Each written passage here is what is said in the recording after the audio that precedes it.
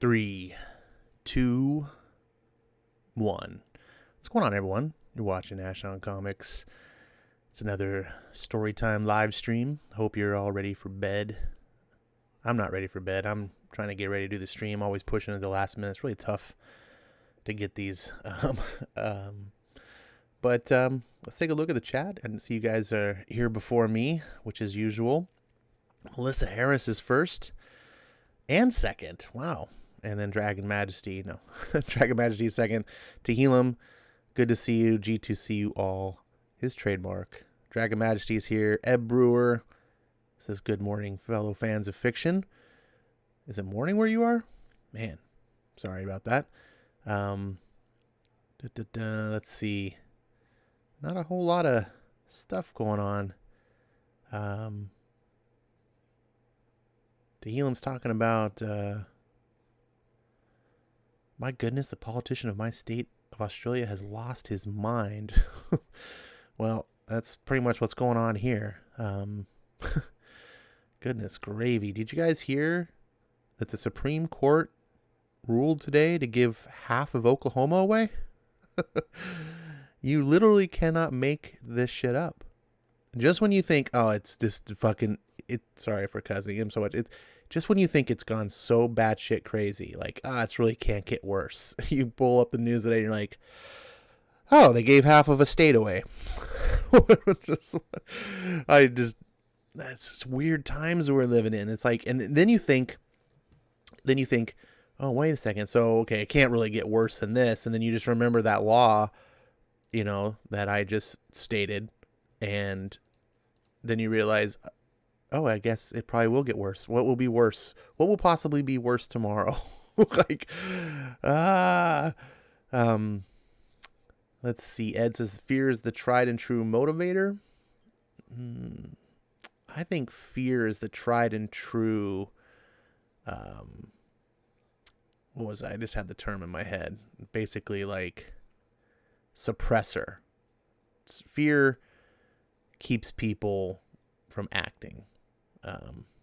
And I think that's what's going on in this country right now.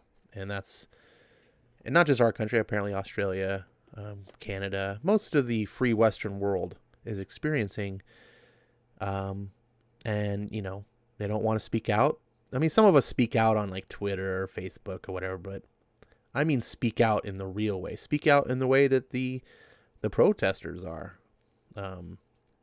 Those are, whether you agree with the cause or not, or even agree with the tactics, it's getting shit done. But the rest of us, we're sitting here identifying it and going, that's terrible. And then we just sit at home and watch YouTube. Not that I'm faulting you for watching YouTube right now, because then you wouldn't be with me. But you know what I'm saying? It's just, I think fear is what keeps us in line. Isn't that the famous Moff Tarkin quote? Fear will keep those systems in line. And it does. Did you guys know? A lot of people don't know this. Did you know that the revolution, which our country, founded the United States of America, fought off the greatest empire of the day, was fought by 5% of Americans. 5% made the difference. Like, that means 95% sat back and was just like, whatever. I guess I'm happy being a slave to the crown. It doesn't matter. And that's what I think about fear. And I think about what's going on today, and I go, I don't agree with these people in the streets. I don't agree with the causes that are pushing them. But they're motivated, and they're doing stuff. And when a person is properly motivated, and you got a bunch of other people just sitting back and going, I just want to mind my own business and not get involved. Well, I don't fault you. But that's how things get changed. And that's what scares me. Let's see. Dane says, whatever happened to my schedule? Missed you Tuesday. Well, I am sorry, Dane. There is another YouTuber out there that you may have heard of. His name's Englandine. And he doesn't care about my schedule. He just streams whenever he feels like it, which is fine. He invites me on the streams. He's a nice guy. But we share a similar, listener base, right? And so I try to avoid streaming at the same time, so that those of you who are listening to me that also like to listen to England, you don't have to make a choice. I think that's bad for both of us to try to cannibalize the audiences. And he was doing the Spirit Award nominations, which I was on Monday night. And it ran really long, and he broke it up into 2 parts into Tuesday night, and I jumped on that to help him run that. And then it just went really long, and I was like, everyone's here at the Spirit Awards. I'm going to go do a live stream. No one's really going to watch it. Then I won't be able to, and it was bad. And I was like, so I put the stream up as if I were going to run a stream and put the message on saying, go to Englandine. Hopefully people saw that, typed in the chat. So that's what happened Tuesday. I wish I would have had more notice to do better, to inform you guys, because the whole reason I even do the schedule, because I would like to just do impromptu, just like, oh, yeah, I feel like doing it right now. The whole reason I did the schedule was so that people would not step on my toes. Like, would be like, here's when I'm doing it. You can have every single time out, like, do whatever. I mean, and not that they can't. I mean, I don't control anyone, but it's just more of a hope you'll consider that I'm streaming. And if you tell me your schedule, by all means, I would try to avoid. So let's see. Helium says fear is neutral. It can be used positively as well as negatively. I don't know about that. I mean, I guess maybe. I mean, it's good for kids to fear their parents. It's good for government to fear their people. I mean, it's good for you to fear bears. Fear has a positive side effect, but to use it, especially to control people, I don't know. I think ultimately that the trying to control people is the negative part. And anyways, I don't know. Okay. Fear is fear. Fear leads to the dark side, as Yoda said. Dane says, we actually had given the First Nations that land in Oklahoma a long time ago. We just broke the treaty all these years. Well, that's true. I mean, that's what the Supreme Court ruling was, but it was over 150 years ago. So there's no one alive today that made that treaty, and there's no one alive with that Indian nation that was part of the treaty. And if you think about it, over half this country is stolen Indian land, right? So now what do? Do we just give back 3/4 of America to the Indians? Like, it just doesn't work, right? That's how the world works. Almost every country that exists right now was conquered by a people that, there was previous people that were there, right? Is Britain going to give back, its land to the natives that were there before the Vikings came and the what was it, the Anglo-Saxons? Like, it's just silly. That's just how it goes. You got conquered. We can discuss how horrible it was. I mean, conquering people is never pretty. It's never. We try to live a civilized world today, and we don't go conquering people. But that's what the past was, and we just have to accept how things are. Especially as 150 years later. Jesus, like, sorry, Indians. Sorry, so your great grandparents made some deal, and they got screwed. People get screwed all the time. Like, we can't just go on doing everything. 1.8 million Americans are now not in America, essentially. Like, it's just, what? 1.8 million. I guarantee you that's far, far more than the number of Indians that were displaced. It's just, I just don't like it. And like I said, the precedent, because if you go by that, there's a precedent now that's just, okay, well, I guess now what do? We have all these other Indian tribes going to the Supreme Court. And did you know California is entirely Indian land? And I know some of you might go, oh, yeah, good, get rid of California. We've been wanting that for a long time. But the entire state of California could be removed from America. That's crazy. So, anyways, that's how that goes.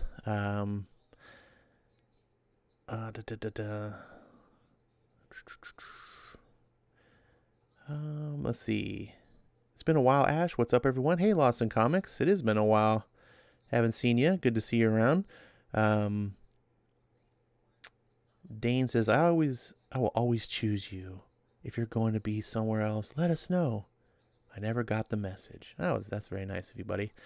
I tried to deliver the message. I did. I tried to set up a stream, kind of like how I do here. And before I never actually started it.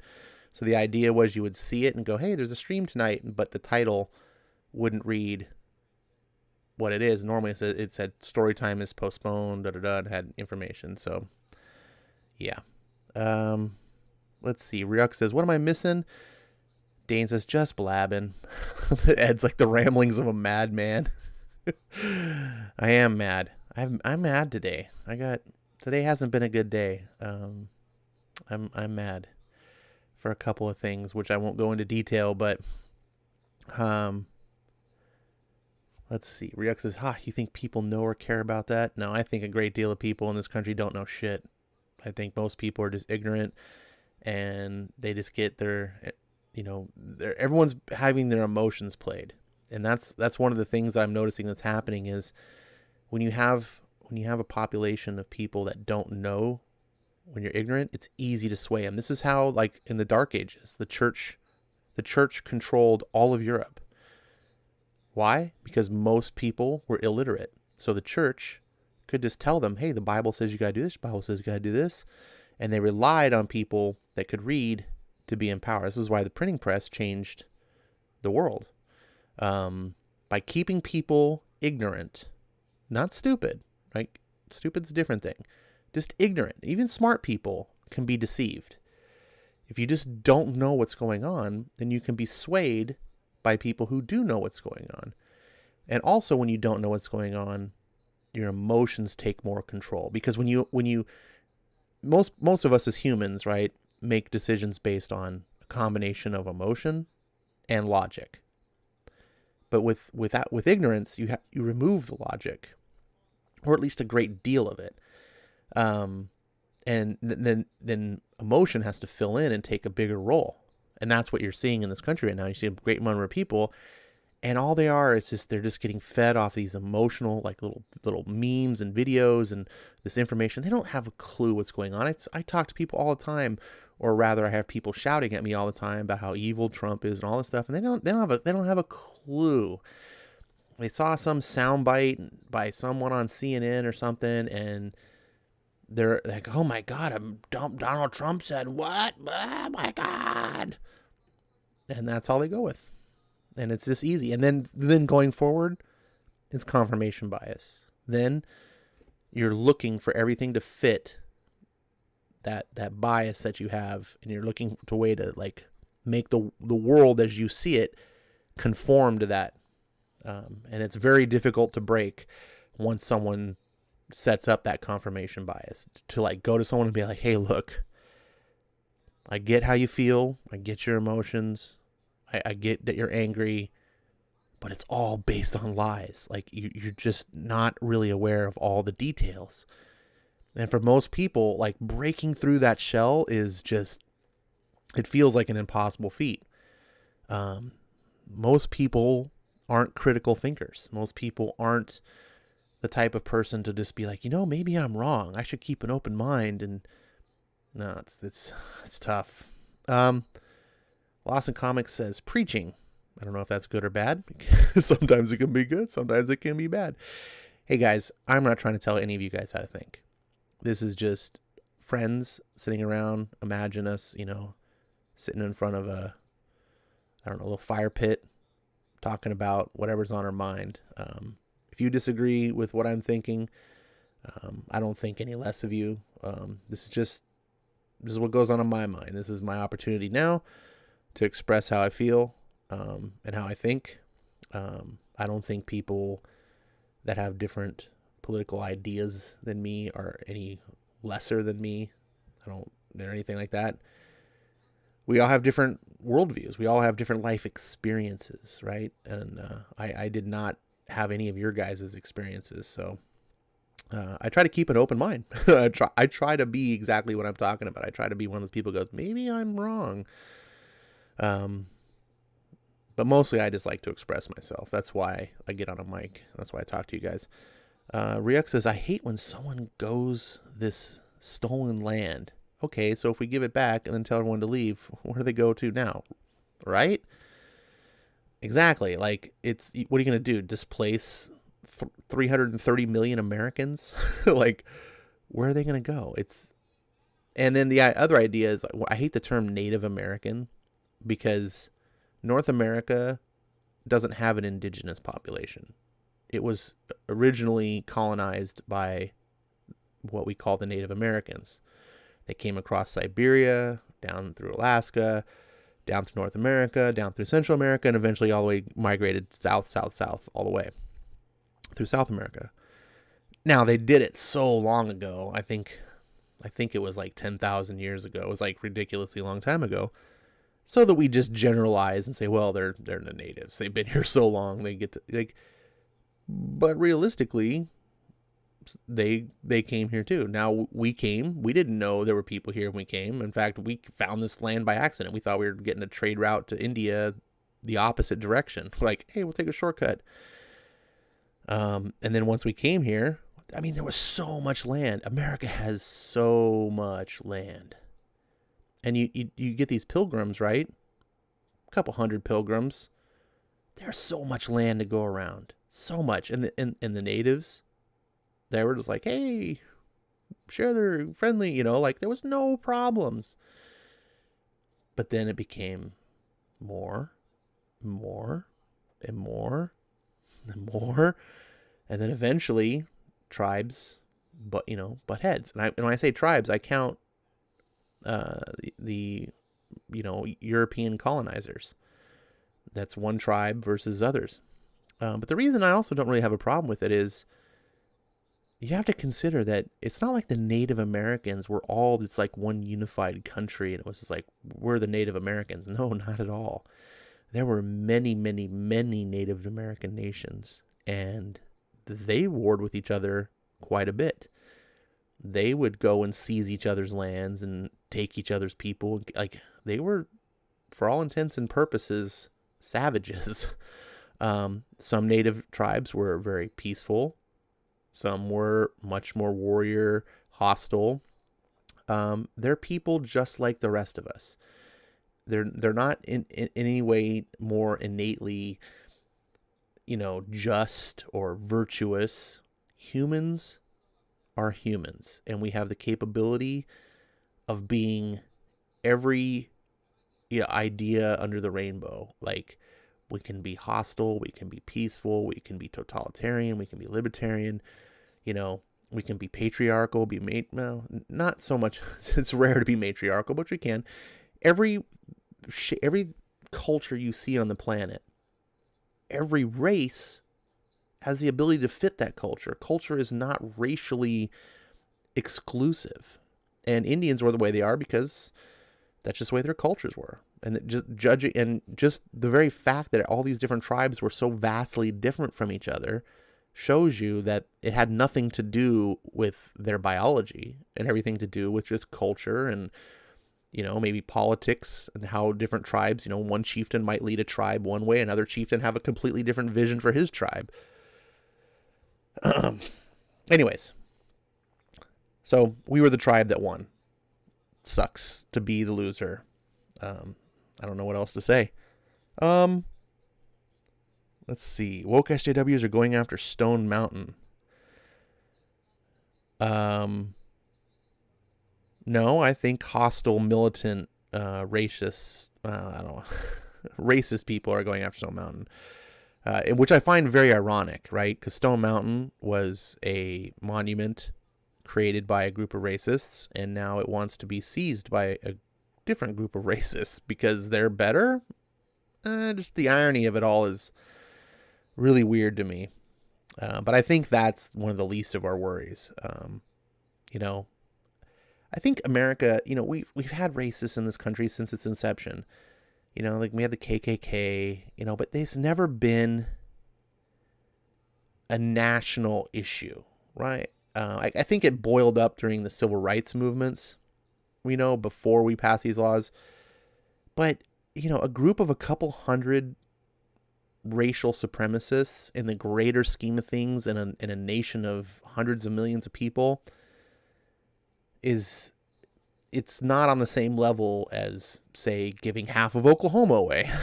That's just how I see it, at least. I think the way to deal with that is just let society deal with it. When society can step back and just be like, whatever. I mean, this is the reason the KKK is not an issue anymore, right?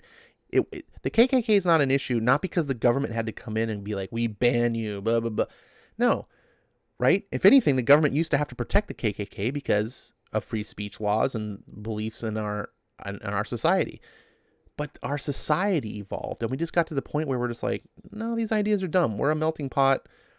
We're not racist. And we just started looking at the KKK and go, you guys are a bunch of fools.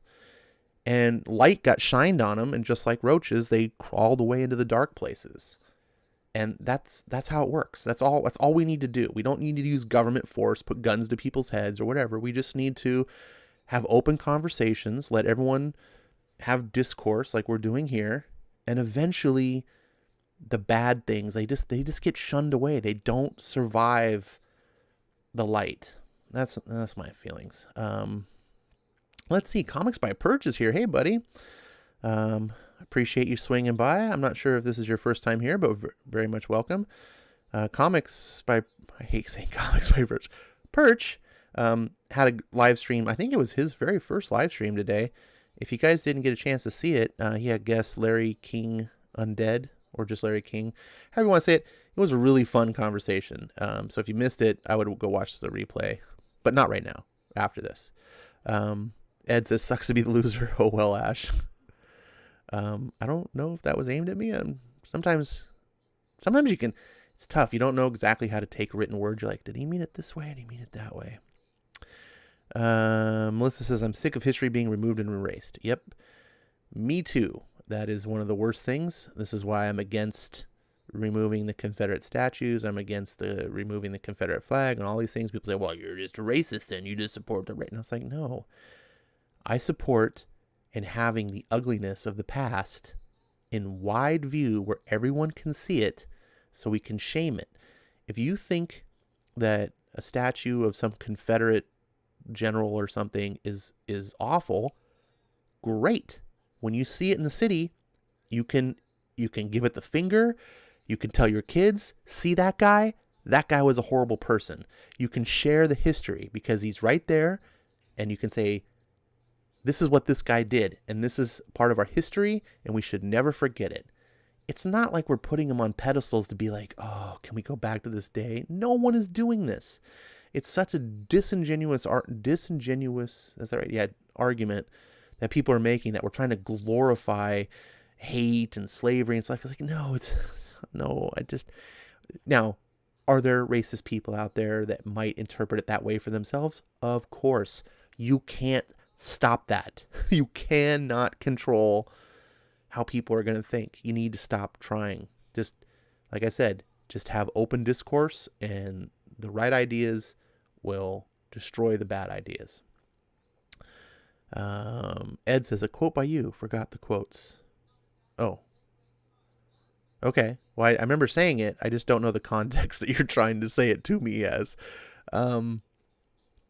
Anyways, so we got some comics to read tonight. That's the whole point of the stream. For those of you that are new to the stream, and haven't been here before, this is a comics hangout between friends. We just do things like I'm doing right now to chit chat about what's going on in the world of comics, whatever's on our mind. I read the chats. Basically, the conversation is steered by what you guys are talking about, to be honest. Most of the time, I just kind of go with the flow as best I can. We do a hangout like if we were live, if we were together, just hanging out in a room, chit-chatting about stuff. I like that it's a bunch of regulars. You guys get to know each other, converse with each other. And then usually after about the half-hour mark, we start with the comics. I read 2 comics a night generally. One is like the main event, which is Middlewest. We are on issue 5 tonight of Middlewest. I'm just doing the first 6 issues, and I'm reading them, and you guys can follow along, get to experience some stories. It's been pretty positive so far. I've turned some fans into some comics, like Dane, who went and bought the entire run of Birthright. So I know some people, I think Dane's also a fan of Middlewest. So hopefully these books, you guys can find some enjoyment. Maybe you already have the books. Maybe you're already a fan. So you get to just enjoy them with fellow fans. The opening act band tonight is Superman. I'm doing the Road to Rebirth, the final days of Superman. Now, this was the New 52 storyline that crossed over 4 different titles. It was like it was Batman. No, not Batman. Sorry. It was Superman Action Comics, Superman Batman, and Superman Wonder Woman, I think, was one of the other ones. And what it is, it's telling the story of the New 52 Superman and essentially how he meets his end. And I think this is a wonderful story. This is where, when I got back into comics back into 2018, I didn't know where to start. So I was like, oh, Rebirth seems to make sense, because Rebirth had been going on for a year and a half at that point. And so the issue numbers were pretty low. And I was like, this is a great jumping on point, Rebirth. So I went and got the trade paperbacks of most of the comics I was deciding I was going to get, which was like Superman and stuff. And then as I was doing it, I saw this particular book, which was Road to Rebirth. And I was like, oh, wow, I guess I shouldn't start at Rebirth for this. Like, this is a Road to Rebirth. And it just drew my eye. The Michael Yannon cover.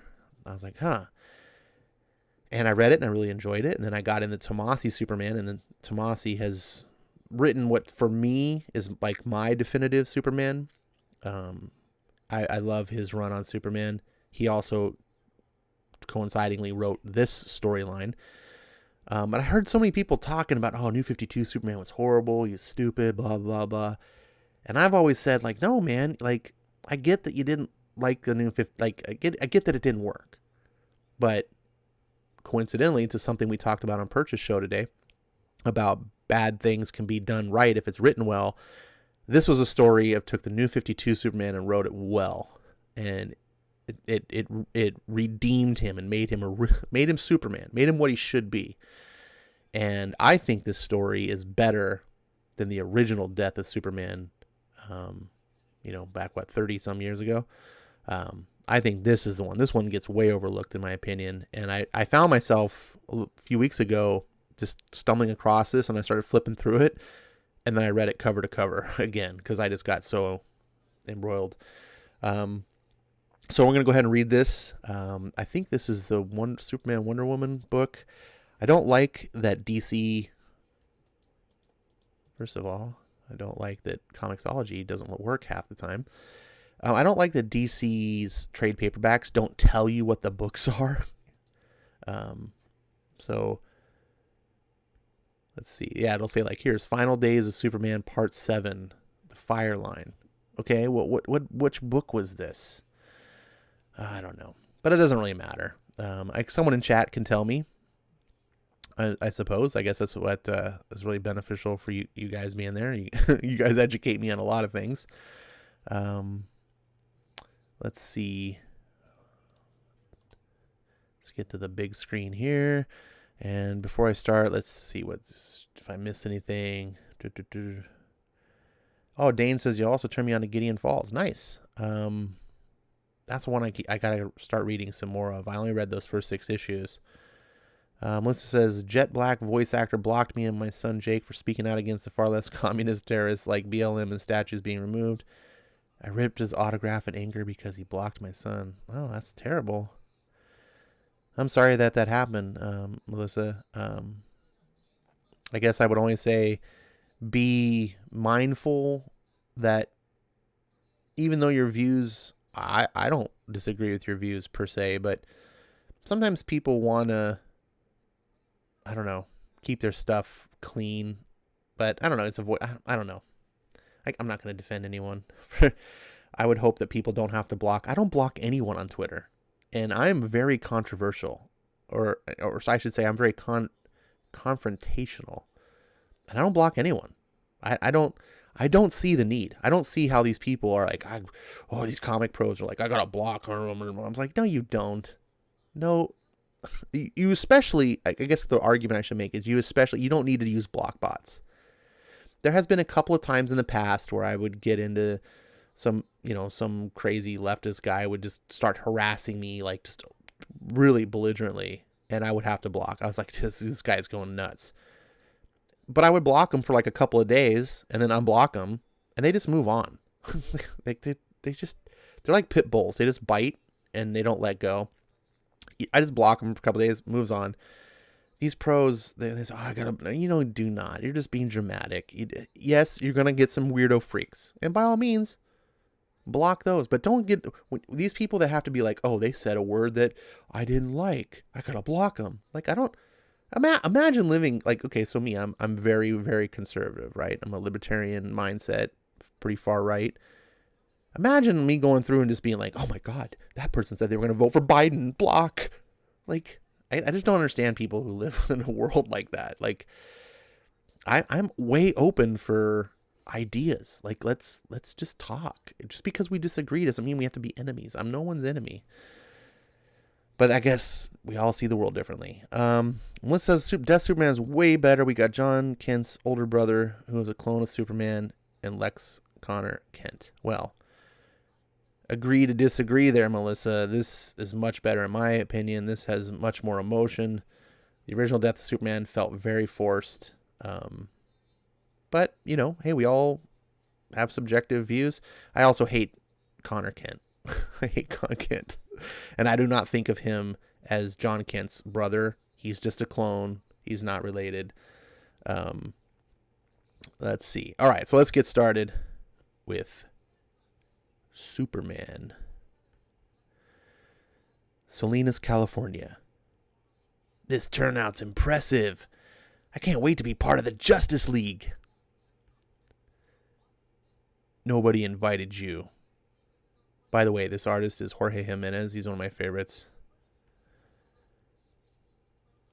We're here to stop you from impersonating Superman and hurting more people. So dial back the heat and stand down. I love Jorge Jimenez. Before things go from bad to worse. Come on, look at that.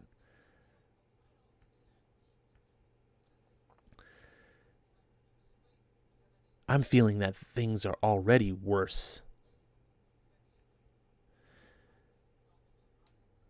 All these Supermans running around. The lack of respect I've been given. You just want to throw me in a cage again.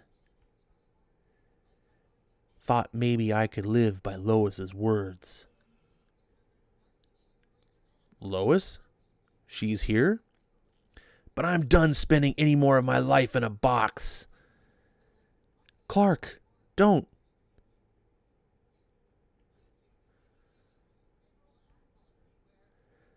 Betrayer! Zrak. Lois, stand behind me. Look at that shot. So much action and energy in it. Slides in front of her. Zach. Grr. Are you all right? Yes, but what about you? Are you... Protect innocent, kill enemies. Enough! Batman, get Lois out of here. I'm not leaving you and Diana to face. Please. I need to know she's safe. I'm staying with... You've got a story to write, Lois. Dying here won't help you tell it. Now go, while we take this guy down. Boom!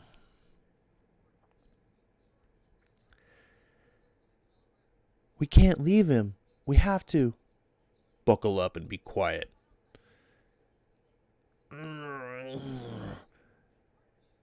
While I'm still alive, no one disgraces the S-Shield. Wham, wham, wham, wham, wham, wham. Wonder Woman comes in from behind. What? Tried to distract me. That's what teammates are for. He's all yours, Clark. Bam. So when you harm innocents, you don't just tarnish my family, but also yourself. Coom. Somewhere in Colorado. So this, for those of you who haven't followed along the story, this is Clark White, a.k.a. the Superman that we know currently in DC Comics, the Superman that's pre-Flashpoint, who escaped Flashpoint into the New 52 world, unbeknownst to everyone until this story.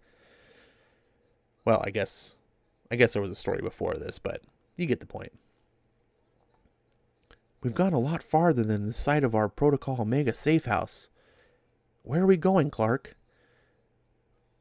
This current situation calls for a place, a bit more secure and secluded than our Protocol Omega site, Lois. It calls for a fortress.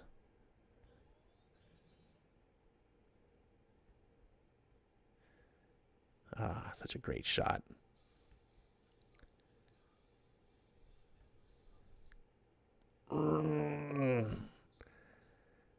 We're here.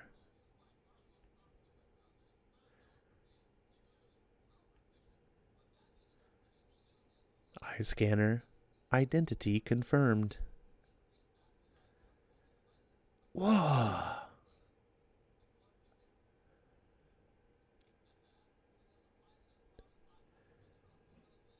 Jonathan, go explore.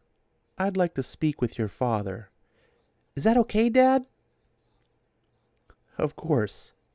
Just be careful and don't touch anything until we catch up. So, how long have you had this fortress of secrets?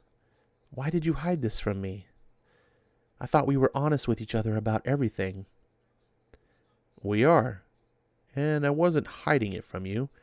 I just haven't gotten around to telling you yet. Semantics. What else haven't you got around to telling me about?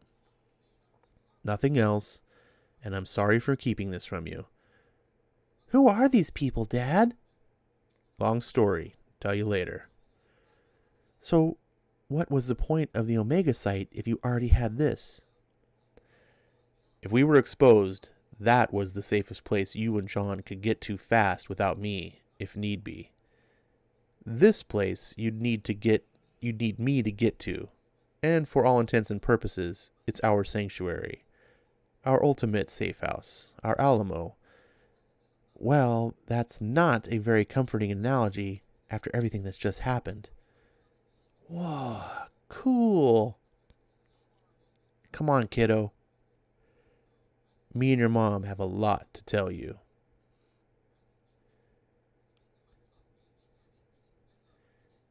Perry, just hold the first edition. There's a lot at stake, and Superman has his life.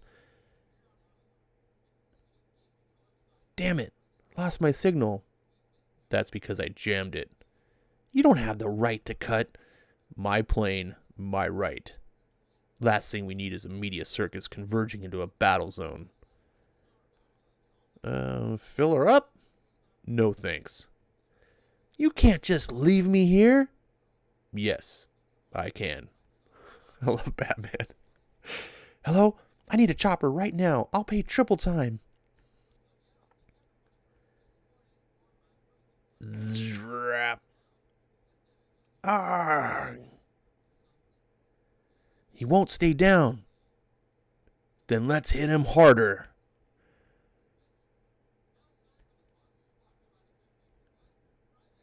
Whoom. Is that all you've got?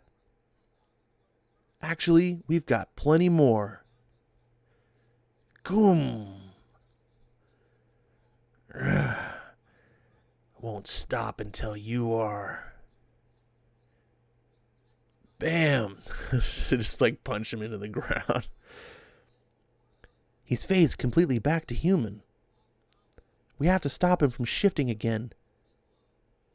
Name's Denny Swan from North Branch, Minnesota State Penitentiary. Prison number 3098.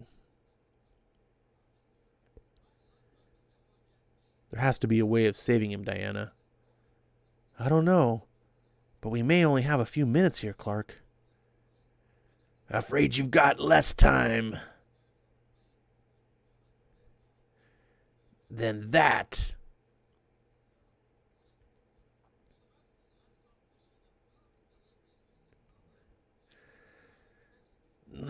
Diana. She won't be helping you anymore. Let's fly. Grr.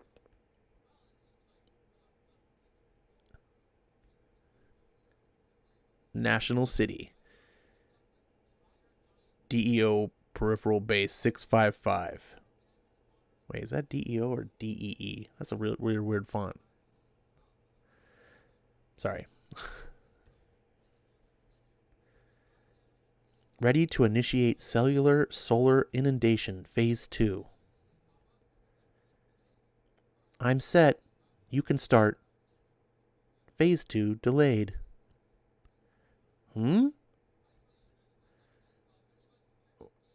What's going on? Knock, knock.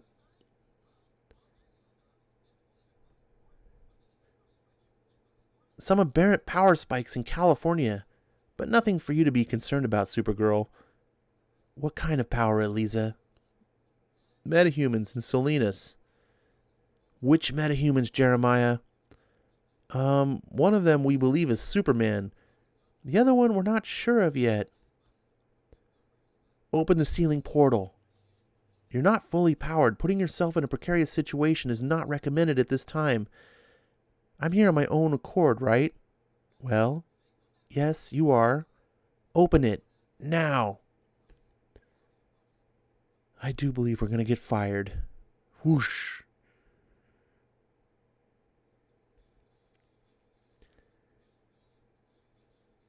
I've had enough of all you phony supermen. Maybe with a new perspective, you'll finally see that I'm the true Superman.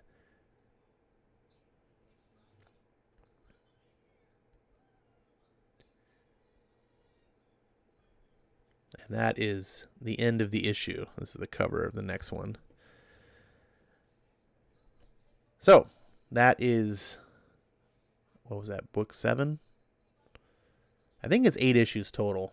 But I wasn't reading the whole thing, but hopefully you're enjoying this. I think this is a really good book. I do believe, like I told you before on the last episode, it's better if you read the whole thing. I've only started on part 6, just because I like when Superman comes in. Sorry, when the old Superman comes in and with the new, I think there's a good interaction. And I think Superman stories are good. We don't get enough good Superman stories, especially in today's day and age. So hopefully you guys get to have some fun. I'm just really excited about Superman. I was never really a Superman fan until I got into DC Rebirth, and Tomasi's writing sold me on the character. I mean, I always liked Superman fine. I love the old movies, the Superman 1, 2, 3, even 4 to a little extent when I was a kid, because just seeing Christopher Reeve on screen was great. I mean, even when I was young, I used to watch reruns of the George Reeves Superman show. I've always liked him in that sense, but when I got into comic books later as a teenager, I just thought Superman was kind of dull. And I was like, just like, he's cool, but reading a Superman book month after month after month after, like, how many stories can he have? He's just so powerful, and I didn't really understand until I got older. And I think DC trends that way in general. Looking back in hindsight, between my, middle-aged self and my teenager through early 20s self, when I was big into comics back then, my viewpoints were way different. And Marvel appealed to that more 18 to 30 demographic that I was in. And I feel like DC appeals to the older, 30 to, 50s and plus demographic. Like, it's just, some of these stories are just more mature. And I don't necessarily mean that because of adult content, but just in themes. Just the idea of Superman having a kid, Jonathan Kent, I would have never liked this back then. I'd just been like, whatever, stupid kid. Like, but now as an older adult, like, I appreciate like what it means to have children, and they're growing and their view of the world. Tomasi just nails Jonathan Kent as, a 10-year-old kid that he's still discovering the world and doesn't know who he is. It's like, it's fantastic. Anyways, that's my thoughts on that. Let's see, what were you guys doing while I was reading? Let's see. Zach Richmond says, "Oh man, I love Connor." Ha ha ha. I get it. A lot of people do. That's why he's back, and he was really popular back in the day. But I wasn't a big Connor guy. I wasn't even a big Superman guy. So of course Connor, I saw the leather jacket and I was like, I just rolled my eyes, and I was like, not for me. And today I don't like Connor because I feel he represents a lot of the things that I don't like, or I thought I wouldn't like about Superman. It's hard to explain, but Superman is a super powerful being. Like, few things can stop him. And a lot of people have a problem with him as a comic book hero or just as a comic book, because they're like, oh, Superman's boring. You always have to find some crazy, unbelievable thing for him to fight because he's so overpowered, da da da. And I used to think that way too, but what I've come to realize, what makes Superman great isn't that he's so powerful. What makes him great to me is that he's so virtuous and humble in spite of his power. This is a man who realistically could just take over the world. Like, he could just be like, and I don't mean it in like a diabolic fashion, like, haha, I'm evil, but more like in the sense of that, is a human trait that we always feel like, what, things would be better if I was in charge. I think most of us have gone through times where we feel that way, where it's like, oh, I'm tired of listening to these idiots who are in charge. Tell me what to do. If I was in charge, things would be better. Now imagine if you were Superman. Imagine the feel of like just the eliteness of just being like, I literally am better than everybody. Like, people should listen to me. And the fact that he's this character who's like, nope, I appreciate people need to be free to live their lives. They don't need me telling them what to do. I'm just here to help them when they need help. And that resistance, that ability to constantly stay virtuous is what makes the character so impressive to me. And like I said, maybe that's because I'm older now, but I love that so much. One of the things that made that click for me, ironically, was the Bryan Singer movie, Superman Returns. That gets a lot of flack. A lot of people are like, screw that movie. Like, they hate that movie. And it's a flawed movie. There's some things about it I didn't like. But there's a moment in that movie that's one of my favorite moments in any Superman movie ever, where he comes and he visits Lois Lane on the balcony, and he takes her up in the sky. And they're hovering or whatever, floating in the sky above the United States. It's like nighttime, and like you could see the lights, and they're up there, and it's just quiet, right, as you'd imagine. There's nothing but wind or whatever. And Superman, she's having a conversation. Superman says something along the lines of like, hey, do you hear all that? And then it's pause, and then there's silence, of course. She's like, no, I don't hear anything. And he looks at her and he says, I hear everything. And I thought it was such a profound moment to me. Now, maybe you guys who were Superman fans for many, many years, you go, oh, duh, Ash, you're just finally getting it. But it just kind of hit me all of a sudden. I was like, oh, he's not just a super puncher, right? He's not just a guy who beats up things. Like, this is a guy who lives his life 24/7, or I should say all of his conscious waking hours, constantly aware of every ounce of suffering that's going on in the world, everyone that needs help. And he's got an immense desire to help and save whoever he can, but he can't save everybody. Imagine how that would weigh on you, right? It was a moment that really made me think, and every time I see it, it hits me like a train. And I grew a new respect for the character that moment. Let's see. Ed says Jorge is up for a Spirit Award. I know. I like Jorge. Zach says he's fantastic. Ed says this is years ago. He's better now. That's true. He is better now. Let's see. Melissa says he's by blood, Superman DNA, and Lex clones are the person kid if they have your DNA. I don't know. That would make Ben Reilly Peter Parker's brother. Except he's not. I don't know. I just done the clone thing. Plus he's not even really a clone. I thought he was like, he's built with multiple people's DNA. He's like a construct. I guess, he has some sort of DNA connection, but like I said, I don't even like the character. I just think the idea of having... that's where I was going with this. So the idea that Superman... To me, Superman can only exist because he's Superman, right? Anyone else that has his powers would not be the paragon of virtue that Superman is. So when I see Connor Kent, I go, he breaks all the rules. Like, he's a character that does have the powers of Superman, but he doesn't have the virtue, the code of morality and ethics, the humility.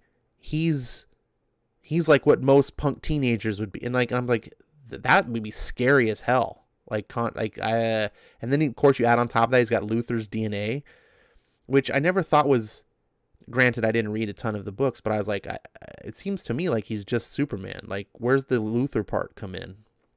I never felt that was exercised correctly. I don't know. He never worked for me. That's all. Let's see. Dane says those few panels of Clark interacting with Lois and John just reminds us of what we've lost under Bendis. Oh my gosh, so sad. I know. Dragon Mashy says, agree. This is a good book. Thanks, buddy. I'm so glad someone backs me up here. Dane says, Ryuko, he should get the best art and best writers. Yeah, I miss a time when you got to open up a Superman book and it was Peter Tomasi writing and Patrick Gleason drawing. Right? Like, now, let's see. Old Connor, total Chad to fuckboy status. New 52 Connor, angry teen. Now Bendis reaching at the bottom of the barrel for relevance. Yeah, Bendis can't write Connor either. The only problem I have with Superman, says Marania, is Superman Returns is that I always fell asleep in one part of the movie every time I watch it. Well, I guess if you use that correctly, that could be a benefit. If you're like, man, I'm having insomnia, pop in Superman Returns. Computer Robot says, Ashton Comics, you want to read us Fantastic Four issue 0 Empire? Nope. Unless you want to get it, buy it for me. I'll read it to you. Doug Johnson. Hey, welcome back, Doug. Reading FF Empire 0 right now. About halfway through. So far, liking it more than Avengers Empire 0. Well, that's a positive. Tehillim says, this is the Road to Rebirth comic run. That is correct. This is, I believe, like part 7 of the story. We're almost at the end of the story arc. Dragon Majesty says, read Irredeemable to see what a Superman without a good moral code is. You know, that was something that used to be high on my radar. And when I came into comics, I was like, oh yeah, I gotta read this. And then Mark Waid, well, he went full Mark Waid. Never go full Mark Waid. Ronnie says, Connor Kent is, if it's the same character from Back of Death of Superman, was established as not having the Kent's influence on him, hence why he's a bratty, angsty teenager. Exactly. No, I mean, it makes sense. I'm not saying Connor is behaving wrongly. What I'm saying is that if you have Superman, one of the reasons I previously had a prejudice against Superman is because I just thought of him as a character that was super powerful, could beat everyone up. But I realized that that's not what makes Superman Superman. What I realize is what makes Superman Superman is his moral code, his sense of justice, his virtue, his humility, all of these other characteristics that I didn't understand. And I go, oh, his ability to beat things up is beside the point. That just gives you cool things to draw. Like, what makes the character lovable, which makes people, I believe, embrace the character. And like that's why I told you that story about Superman Returns. I believe people make a super strong connection. Superman is a real hero.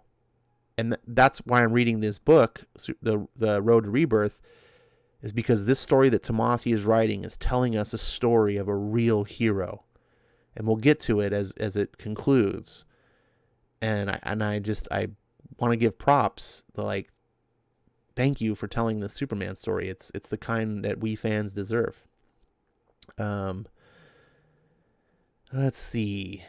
Marani says, I've seen almost all of it. Just take a 10-minute nap for some of the reason at the beginning. Let's see. Bob Kane and Bill Finger, I respect them, and Jack Kirby and Josiah Stanley. There must have been some question that I missed. Anyways, so going on with the back to the Kent thing, any other character that had Superman's power, but not his sense of virtue and his moral codes and all these other things, I think wouldn't work. Right? It's the reason why Zod is bad. Zod is Superman, essentially, right? But without the character, without the code of justice and virtue and ethics, and like, you know, and so people like that would be corrupted. I think anyone else besides Superman with Superman's power wouldn't work. This is why I have even a hard time with Supergirl. Connor Kent, I go, that guy would be scary. Like he would, he would probably be someone that'd have to be put down. Like that's how I imagine it, at least. I think some people don't care. I think some people are able to just turn that off in their mind and just be like, whatever. He's just kind of bratty kid. Like but he's still a hero. I'm like, and I think about it and I'm like, no, the people are heroes because they have these strong codes. And without that, then you're just a person on a comic page fighting bad guys. For what reason? What drives you? What's your motivation? Is it fame, fortune, ego? I don't know. I'm just rambling now. Eric says, Irredeemable and Incorruptible were both really good series. I do not doubt that one way or like at all. Like I said, they were high on my radar, but I am so disgusted by Mark Waid's behavior. I'm so disgusted by his tortious interference against our boy Zach. I think the guy, I don't think he should be canceled, but I think that dude needs to retire from comics. Like he's everything that I hate about the comic book industry today. He's got nothing but contempt and hatred for all of us in this chat. And he directly interfered with something that I financially supported. So screw that guy. And so I've got such a distaste for the guy that I'm like, I'm not giving that guy any money. I'm just moving on. But I understand the dude has talent. I really wanted to read Kingdom Come. I really wanted to read Irredeemable and Incorruptible. And, maybe someday I'll get free copies of it or something, and I don't know. But right now, I don't want to give that guy any attention or any money. And it's easy because I'm so behind on comics, so it's not like I'm sitting here going, man, I wish I had something to read,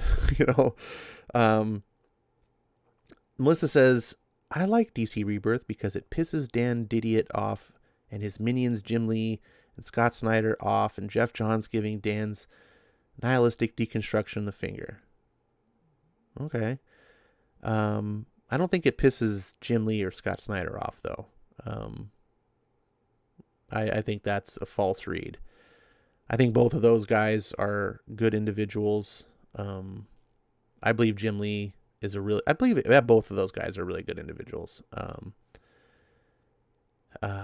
I think Jim Lee may not be the best publisher in the world, right? I don't know if he's maybe in the best position he should be in, but what are you going to do? I have zero angst towards Jim Lee. I think the guy is an incredibly good, solid person. And until I have some other reason to believe otherwise, I'm not going to try to assume and see darkness, and just try to force a reason to have animosity. And that's not good.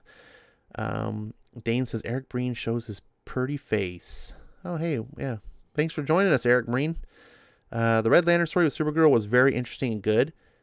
I heard about this story, and it's always been one that I wanted to check out because when someone told me about this story, I was like, brilliant.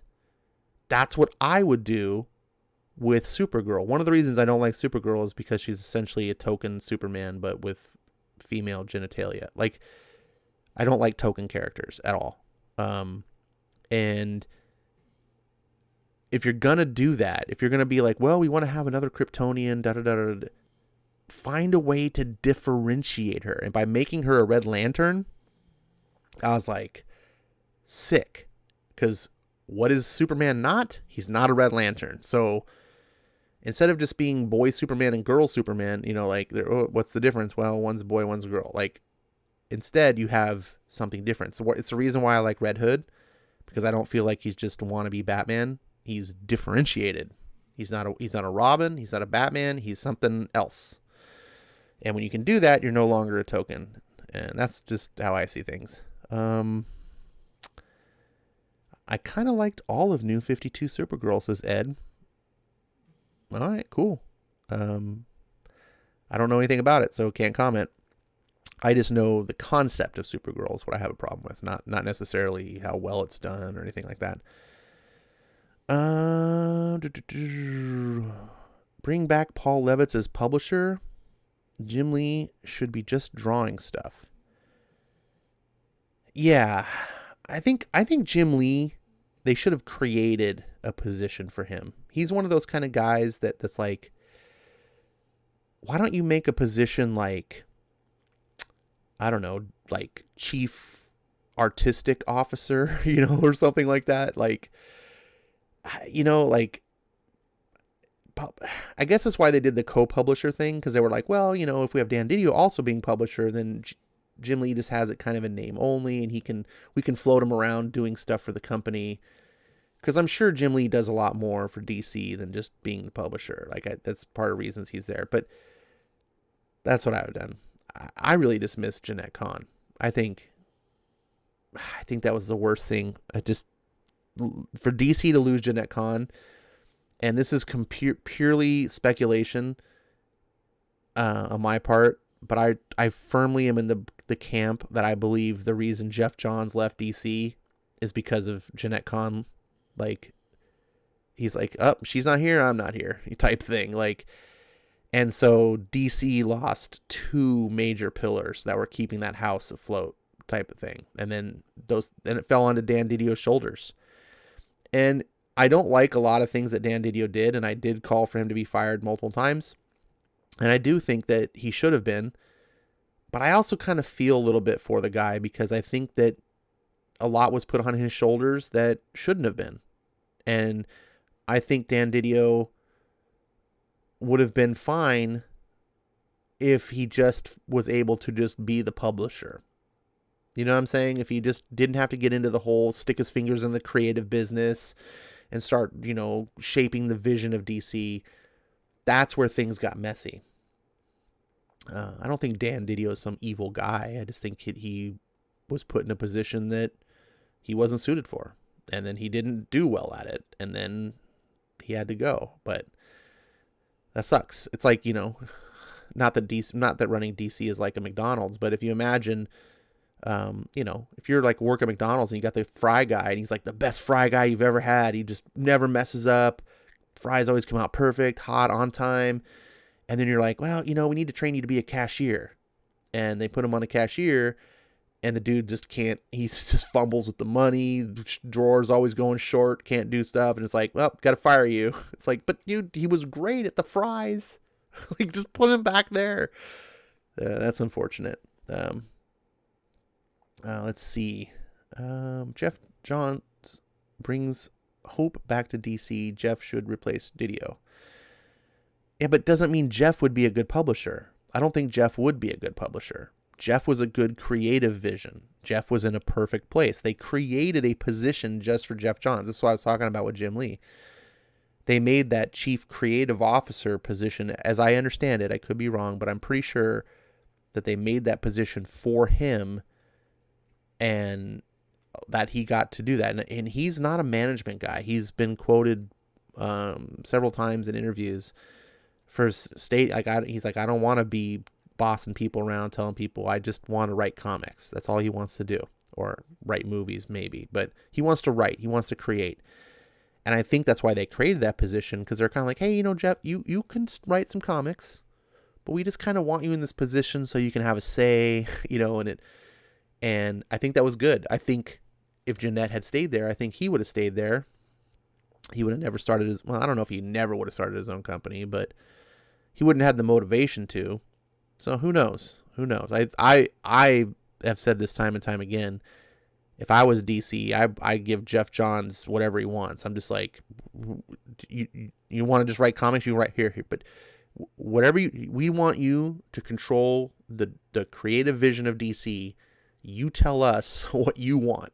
Like, how do you make that work? Do you want to hire someone to do all this, the dirty work for you that you don't want to do? We'll make it happen. Like, that was, losing him was crippling. He's one of those type of people that you just cannot replace, right? It's like Stan Lee at Marvel. He's irreplaceable, right? It's like when he was editor-in-chief, you can get someone to do an editor-chief job. When he was a publisher, you can get someone to do the publisher job. He wasn't irreplaceable in doing those jobs.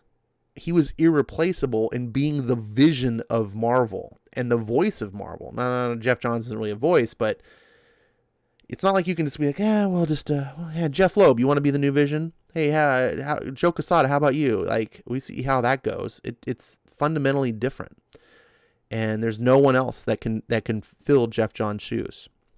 So I think that's where you take that into consideration. Eric says, what do they need Jeff Johns for? They have Bendis.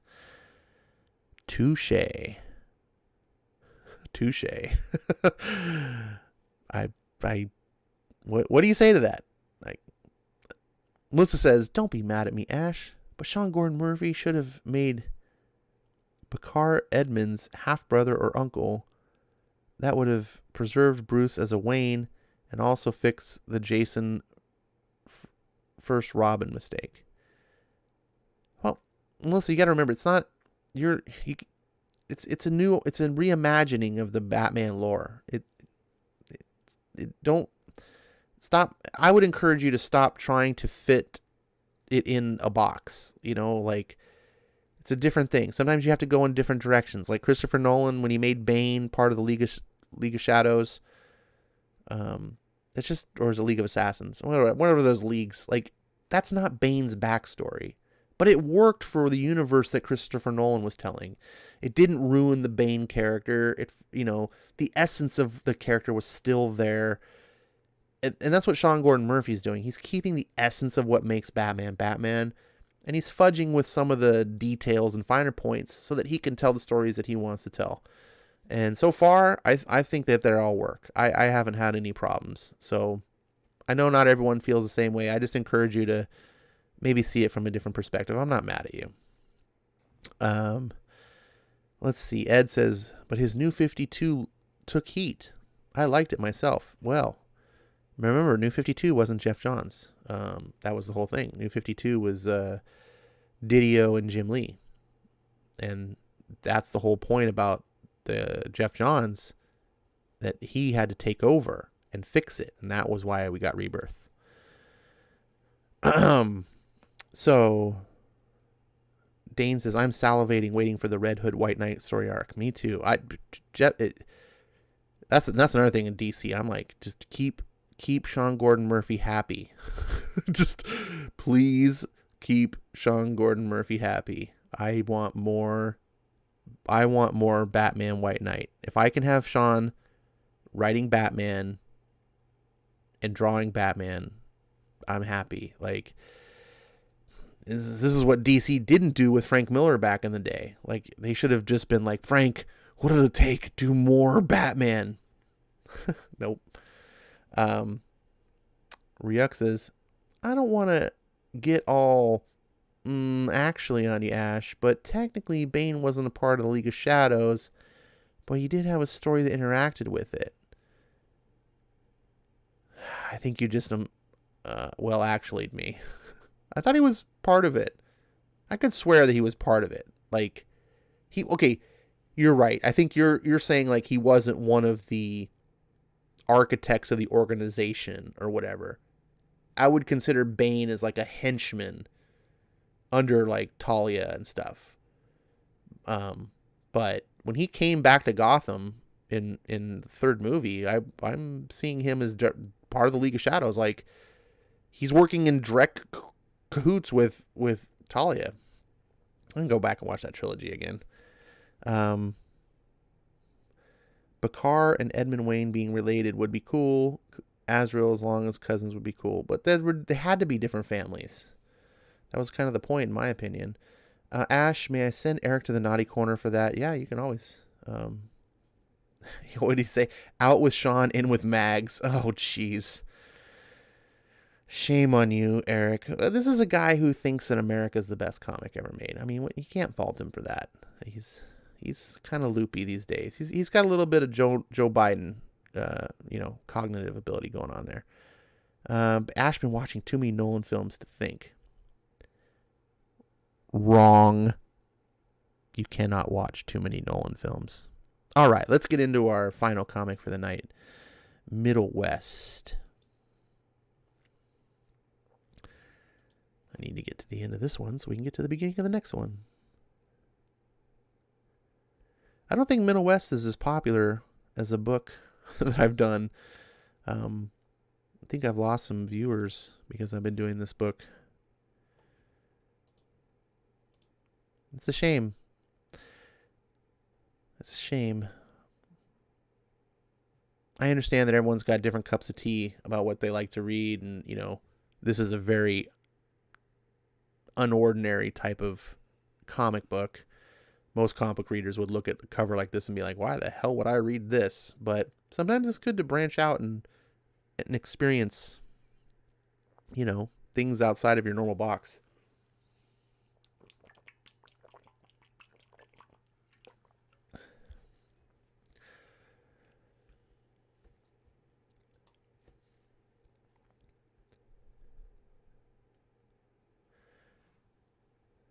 Ed says, I think Middlewest is just okay.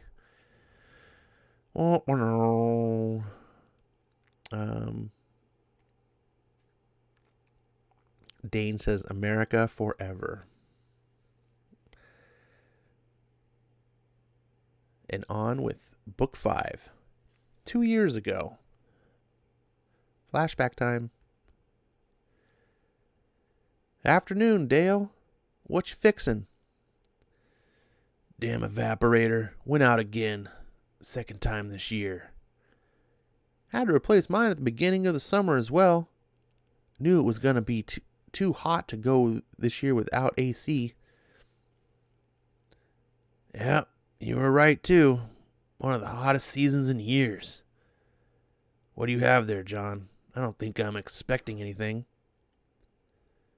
Says here, this is for Abel. Abel? From who? Doesn't say. No return address either. Just know it's to your boy Abel. Really? What's inside? I bet it's from Mom. I bet it's got to be from Mom. Right, John?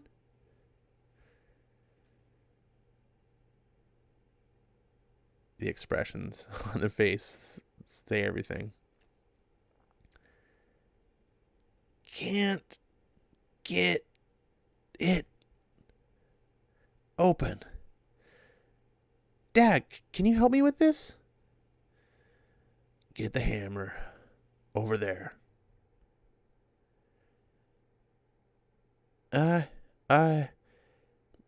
and Jeannie still can't believe Sue left. Thanks, John. I need to get back to that evaporator. Like you were saying, hot summer. Yeah, sorry. I'll leave you to it.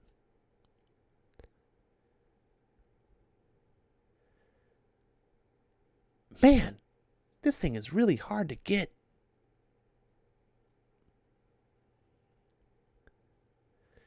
Will you quit being such a pussy and give me the goddamn hammer? Ow! Look, all you have to do is put a little muscle into it, not half-ass it like you do everything else. Sorry. Oh my gods!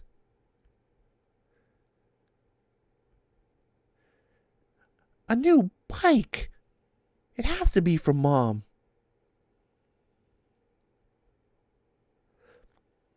I can't believe she did this. Mom is so awesome. She must have known my old piece of junk was on its last leg.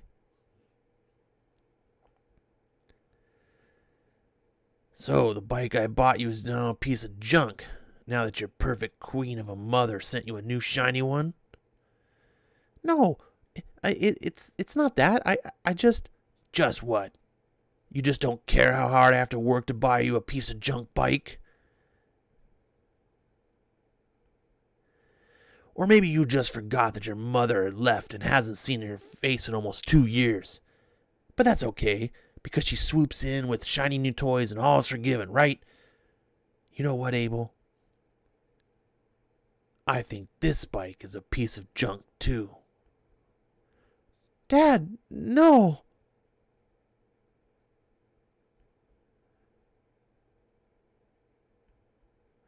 No!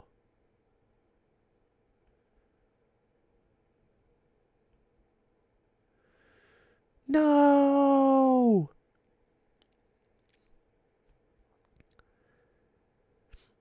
So, for those that don't remember, Abel was getting caught by the circus mafia. I guess I don't know what to call these guys.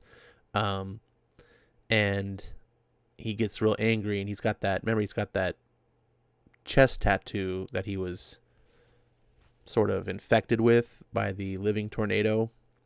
And when he gets angry, apparently he's got powers, and he's getting angry. It's happening now. I'm going to turn into him, into that monster. No, you're not. You can stop this. Wrench! Grab this kid before whatever trick he's pulling rips this whole fair apart. No. You'll only make it worse. Back off. Right now.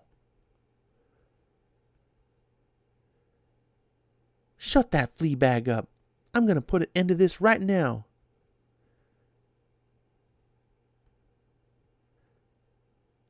Stop. Put Fox down! Now!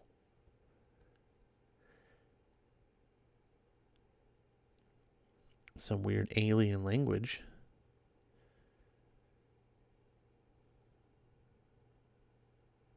Or maybe it's some mystical chant.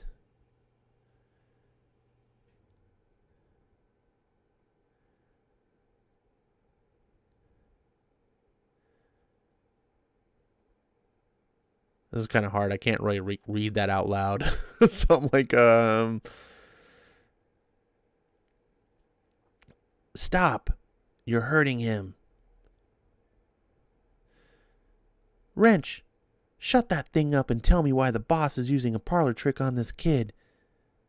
I don't think it's a trick. More magic tongue. No. More magic talk. Huh? No.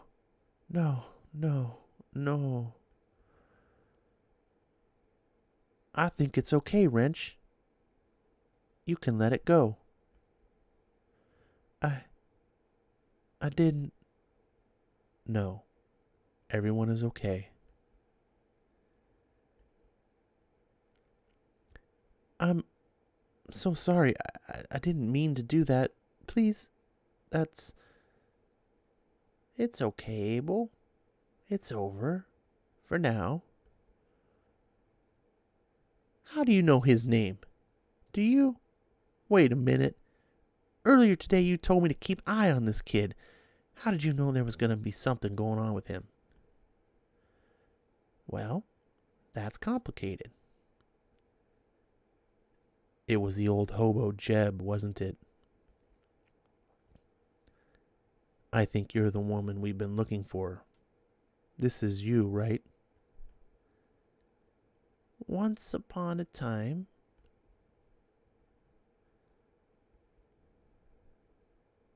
What? You used to get all dolled up in this sparkly silky number? Bobby, make yourself useful and get the boy some water. You look just like Jebediah? That's because he's my brother. He sent word that I should keep an eye out for you. Then you can help him, right? I know what Jebediah told you, but he was wrong. Why are you saying that? You clearly know the old ways. You can use them to pull this out of him. And you've clearly been around long enough to know it's not as simple as waving one's hands and saying the magic words to pull things out of anywhere. Look at the boy. I could kill him as much as help him in the state he's in. I'm fine. I can get some sleep. That's what you can do. Wrench, can you put him in Bobby's trailer until I figure out what to do with him? Wait a minute. My trailer? Where am I supposed to sleep? Where you were sleeping when I found you. Under the great big Middlewest sky. 2 days later. You know, you can be just as loyal to your friend inside where it's dry. Why do you choose to stay out here? I don't know you, the girl, or the old woman. I'm not sure we can trust any of you carnies.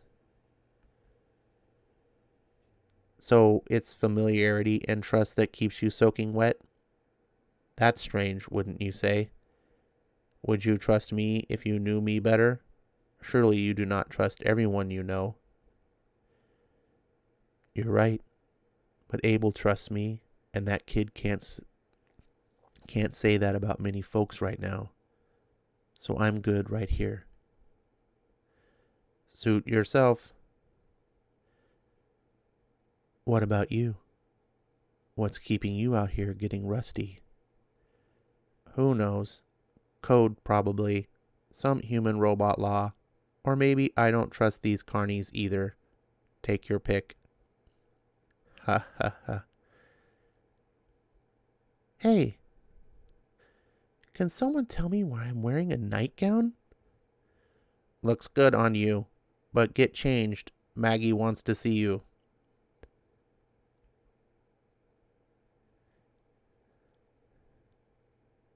Why can't this wait until later? Giving up my trailer wasn't enough? Gotta wake up at a crack of dawn as well? Boss said to bring him as soon as he woke up, no matter what time. Yeah, well, this kid's becoming a real pain in my ass. You know, I can hear you. Yeah? I know how sound works. I wanted you to know you're becoming a pain in my ass. Is she always like this? No, sometimes she's downright unpleasant.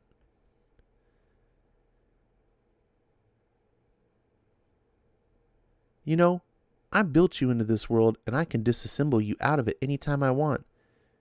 Yes, you remind me daily, yet here I am. For now, Wrench, for now. Here's my problem, Abel. You and your furry friends stole from me, and that isn't something I can let slide. I didn't mean to. I mean, I didn't want to, but I was so hungry, and Intent doesn't matter to me, kid. Perception does. How do you think I'll be perceived if word gets out that I let any old pickpocket run through my fare and have free reign to rob my customers? It'd be open season, and I can't have that. So the question is, what are we going to do about it? I can work it off. Come again? My debt. I can work for you here and on the road until my debt is paid. That will show everyone that it doesn't pay to cross you, and you get an extra set of hands for a while. Ha! You think you're ready for a job? This ain't fun and games, son. It's hard work. Knuckle-bleeding, bone-grinding work. First, I'm not your son. And second, I've ridden my bike through every type of storm imaginable and walked through snowbanks taller than I am to deliver newspapers. I'm not afraid of work. Fine.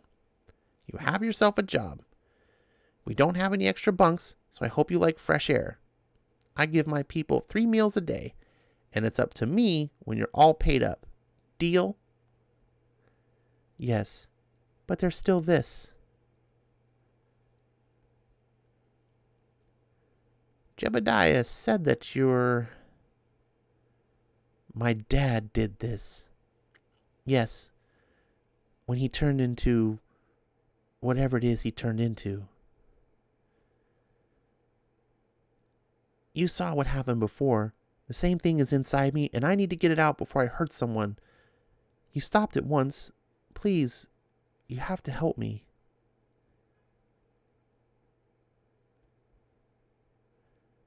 I can try, but I can't promise anything. Great! What are you going to use? Smelly goop? Chicken bone dust? Potion?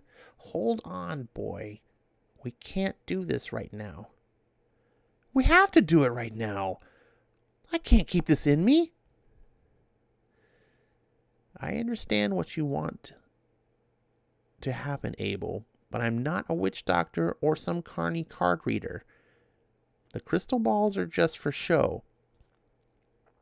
This is going to take something older, something real, something that you need to be ready for, something I need to be ready for.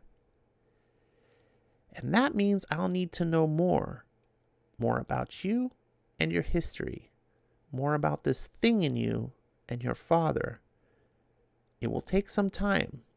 While I'm gathering information, I want you to read this. What's this? Your old book of spells? Ha ha ha. No, boy. It's your new employee handbook. After breakfast, you start your new job. Well, Wrench, look at that. The kid is early. Yeah, it's kind of my thing. School, work, movies. I don't know why, but I'm always early. It's not a bad habit to have if you're going to be working around here for a while. Being able to make pizza appear out of thin air would be better, but being early will do. Now put these on. I haven't gotten very far through the ride manual, but I'm a quick learner. What needs worked on first? The Gravitor.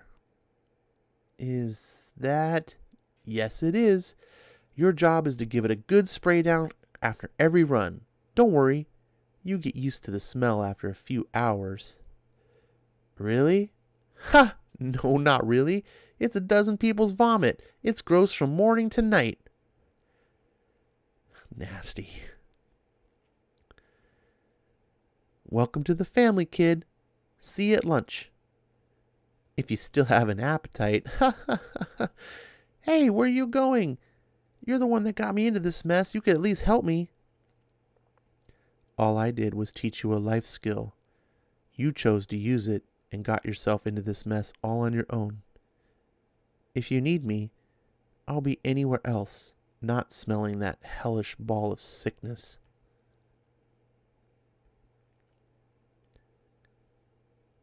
You like him, I can tell. Yeah, but not like that, you rusty perv. He reminds me of myself back when the boss took me in.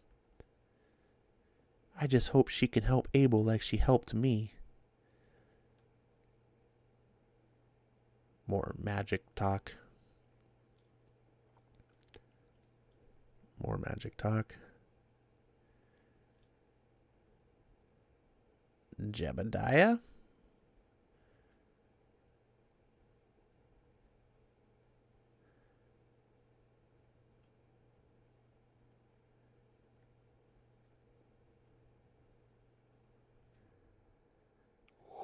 Whoa. Where did that dust come from? I'm sorry, I'd be happy to give you a hand here. If you wouldn't mind returning the favor of telling me if you've seen my son.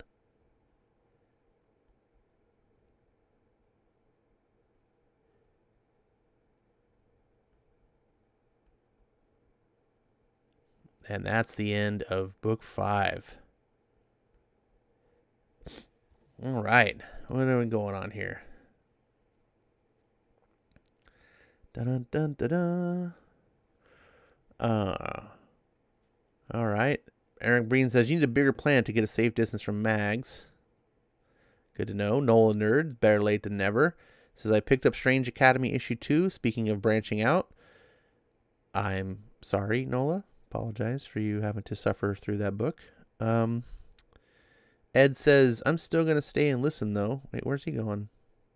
Oh, that's it. He said, I thought it was just okay, but you're going to stay. Hey, I appreciate it. Appreciate you.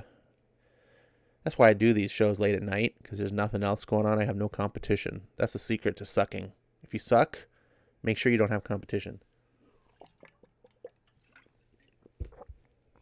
It's kind of like Diamond. Let's see. Ronnie says, I'm actually liking it. The illustration style reminds me of homage, almost the original Oz books illustrator. Yeah, I get a lot of Wizard of Oz feel from this story, too. Let's see. The Bane story is literally called Batman, Bane of the Demon. Oh, you guys are still talking about Bane stuff.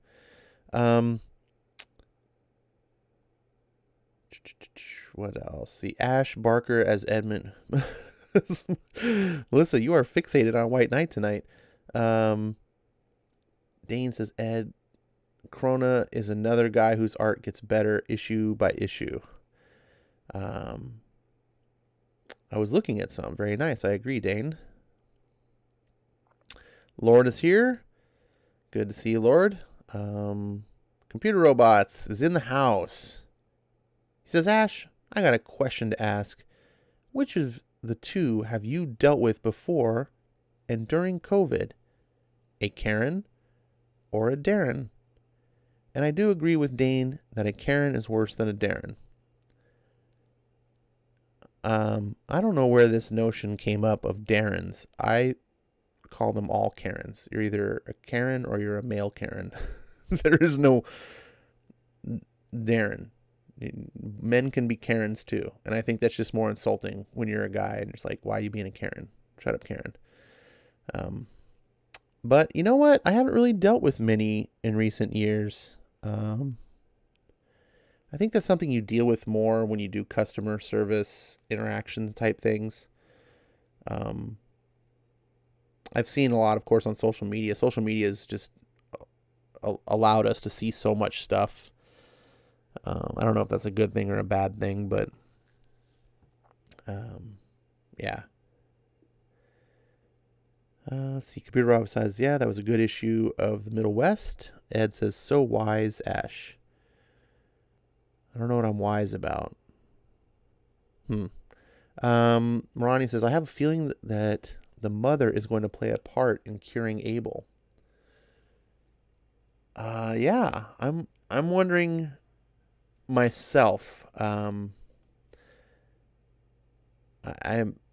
I like about this book, I mean, besides that it's telling a compelling story and it's got interesting characters and it has an imaginative world, and the art is really fun to look at. It just feels very like whimsical and just fantastic, and it feels like what I liked when I was a young kid in children's books and stuff.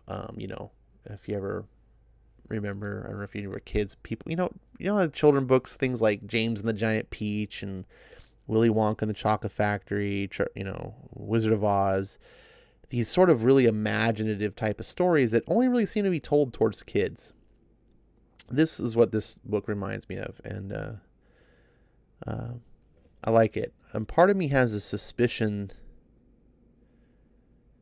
I don't know, man. I had this thought when I was reading the book that what if the mother was the fox? But I don't know. Let's see. Sean would probably like my ideas. They would make Elseworlds story. They would make any Elseworlds story better. Well, Melissa, that's high confidence in yourself here. Nothing wrong with that, I guess. Computer Robots says, Mr. Brewer, what is Ash so wise about?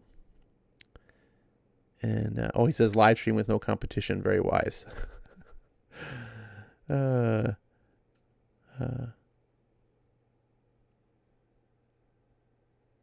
Melissa says, my ideas would make White Knight and Millerverse and any Elseworlds story better. Well, you should get to writing then, Melissa. So if you put your money where your money where your mouth is? Is that how it goes?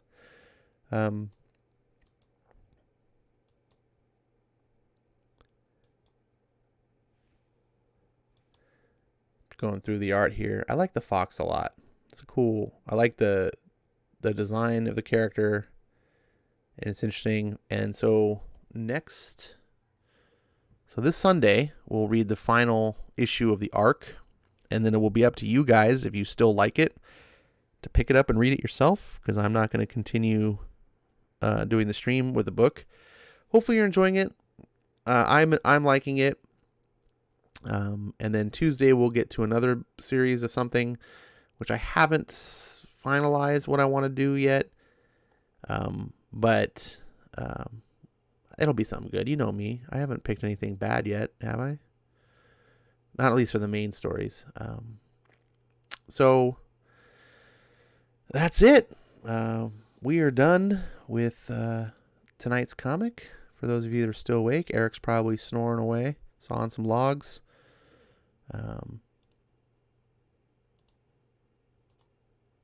I'm just about to end the stream. We'll go to the endings thing here. Looks at the chat. Computer Robot says, how is California? Fortunately, being in San Diego, it's not too bad. I feel bad for all the people in the Bay Area and LA though, because it's It's pretty tyrannical. But San Diego's pretty decent. We got the strict lockdown laws, and that sucks. But for the most part, I haven't experienced any real bullshit. But on the other hand, I kind of keep to myself. I find a lot of the people that are experiencing the problems are kind of going out into it, and I just keep out of it. So I don't know. But California, San Diego's not on fire. That's a good thing. There's not rioting all in the streets. I'm more concerned, to be honest, with the bigger national issues. I'm concerned that California is not, going to be part of America next year. That's scary. This news is nuts. But hopefully you guys are enjoying good comics. I did not have a Ash Wednesdays video this week because I didn't get any. Well, I got 2 comics. I got Oblivion Song and Usagi Color Classics number 4, I think. And then the rest were DC issues, and they didn't come because Diamond decided they weren't going to ship my store the comics, and they refunded all the money because apparently Diamond wants to send a big fuck you to DC, and in order to do so, they're punishing the LCSs and the customers like myself who buy from them. And it makes me hate Diamond more and more day after day. And I don't understand what's wrong with this fucking company. Like, this is what happens when you get a monopoly. This is when you don't have competition, when you can just do whatever you want. And it's like, look, I know you're upset that DC walked away from you, you lose a lot, like this, but this is why. You're just making their case for them. And so I walked into my store and they're like, no DC. And I was like, what are you talking about? No DC. I was like, what do you mean no DC? And they told me the story. And so now that they're going to have to, they're scrambling, trying to talk to UCS and Lunar, the new distributors, to see if they can get these books, but it's going to be like 2 weeks. And so this is the third time now that, third time in a row that I did not get Batman. I did not have Batman 92 because Diamond just effed up and didn't ship it. I didn't get Batman 93 because, again, Diamond effed up and didn't ship it. And now I don't get Batman 94 because Diamond just decided to cancel all DC shipments at the last minute. And it's really shady and it's really crappy. Really just, I'm just like, F that company. I can't wait for them to fold. And that's going to happen. And as soon as Marvel pulls their plug, which I'm guessing won't be too long because Diamond just keeps messing stuff up. I don't know. I'm so upset, but I don't have any DCs to read for a couple weeks. Computer Robot says, someone give Ash a Miss Coca-Cola drink. I have no idea what you're talking about. That went over my head. Doug says, DC didn't come to my store either. Hope you get your Hawkman, Ash. Yeah. So I'm going to, I'm going to have to, well, I'm still going to get my books. I'll get the books. It's just going to have to wait. But I'll have to find different ways to acquire to read them in the meantime so I can do my videos for them. Doug says, luckily there's another shop in town that got their books in. Yeah,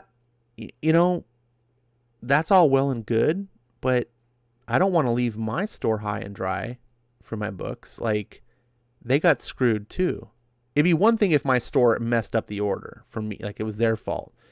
Then I'd be like, okay, well, you lost my business on these books. I'm going to go to another store and get them. But it's not their fault.